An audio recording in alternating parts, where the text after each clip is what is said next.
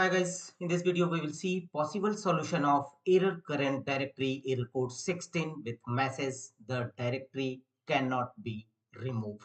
If you are also facing such type of error code with message the directory cannot be removed, here are the fixes.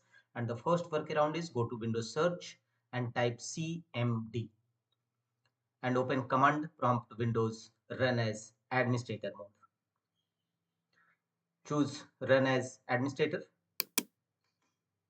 Command prompt window will now open, and here execute the command chkdsk c /f. This is the disk error checking command, and here you can replace your drive letter with C and press enter.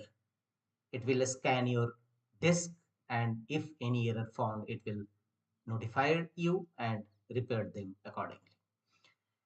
The next workaround to fix this issue is right click on the start button and choose settings. Here from the left side of settings page, go to Windows Update and click on check for updates from the right side.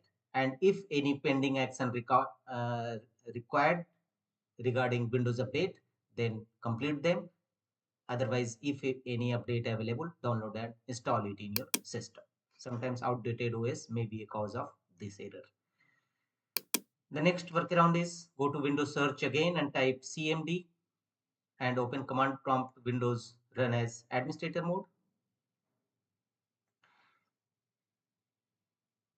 And in command prompt Windows, execute the command sfc scan now, sfc/scan now, and press enter. It will scan your PC for any corrupted or bad system files and repair them accordingly.